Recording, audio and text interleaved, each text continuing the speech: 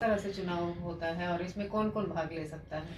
देखिए, ये दिल्ली पुलिस महासंघ का जो स्थापना है वो हमारे जो सिपाही से लेके ऊपर तक जितने चाहे कमिश्नर तक के अधिकारी हैं उनके लिए एक संस्था, उनके एक प्लेटफॉर्म दिया गया है। उसके अलावा एक गजेटेड ऑफिसर्स एसोसिएशन है जो एसीपी एंड अबव के लिए जुड़ी हुई है, उनकी वेलफेयर, उनकी बात रखने के लिए है। तो उसका एक चुनाव होना है।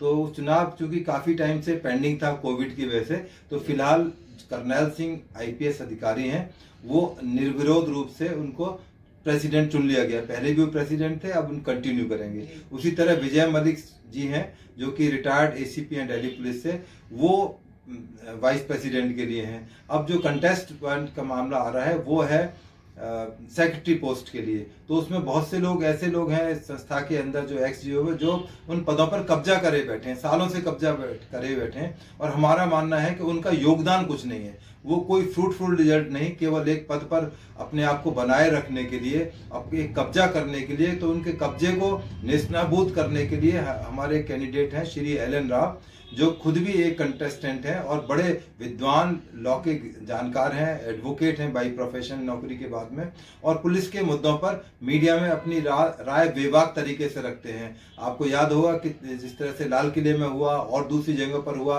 दिल्ली पुलिस के साथ वकील और पुलिस जो है कन्फ्रंटेशन में आ गई, तो उनके लिए काम करते हैं। तो बेसिकली जो इलेक्शन है, यदि निर्विरोध रूप से दूसरा पक्ष नहीं मानेगा तो हम कंटेस्ट करेंगे और कोशिश करेंगे हमारा कैंडिडेट जो कि जुझारू कैंडिडेट है और दिल्ली पुलिस के लिए और दिल्ली पुलिस एसोसिएशन के लिए बहुत ही अच्छे साबित होंगे, उनके लिए हम वोटिंग करेंगे और कोशिश करेंगे कि वो विजयी हों, जिससे कि संस्था का जो काम करने का तरीका है बदले, उसमें बदलाव आए, पुराने जो तरीके हैं उसको हम छोड़ दें। तो इसलिए हमारी कोशिश है कि उनको इस बार जिताया जाए और भव्य तरीके से जिताया जाए। वो इस चीज के लिए डिजर्व करते हैं। जी सर, क्या किरण बेदी का नाम भी इस चुनाव में आया था? नहीं, किरण बेदी अभी चूंकि एक कॉन्स्टिट्यूशनल पोस्ट पर थी, शी वॉज ए गवर्नर इन पौंडीचेरी, अभी वो कूलिंग पीरियड में है। तो क्योंकि उनका कुछ पॉलिटिकल एस्पिरेशंस हैं, कुछ उनके कंपल्शंस हैं, तो वो इस तरह के फील्ड्स में अभी नहीं ज्वाइन कर सकती हैं या करना नहीं चाहती हैं। बाकी वो भी रिटायर्ड अधिकारी हैं, फर्स्ट आईपीएस ऑफिसर है और बड़ी ब्रिलियंट पुलिस ऑफिसर है। पूरा देश ही नहीं, पूरी दुनिया उनको रिकॉग्नाइज करती है एज ए पुलिस ऑफिसर। तो आने वाले टाइम में हो सकता है कि वो भी हमारी जो एक्सजीओ गजेटेड ऑफिसर एसोसिएशन है उसको भाग करें, उसमें प्रेसिडेंट रहें या दूसरे पदों पर रहें। तो ये आने वाला टाइम बताएगा। जी धन्यवाद सर, हमारे चैनल के साथ बात कर। जय हिंद साथियों, दिल्ली पुलिस के करनैल सिंह साहब जो हमारी रिटायर्ड गजेटेड ऑफिसर्स के एसोसिएशन के प्रेसिडेंट चुने गए हैं, निर्विरोध चुने गए हैं, और विजय मलिक साहब, दोनों को हम लोग अपनी बहुत बहुत शुभकामनाएं प्रेषित करते हैं। आप इसी तरह हमारी संस्था का मार्गदर्शन करते रहें और हमें अच्छे कार्यों की तरफ ले आते रहें।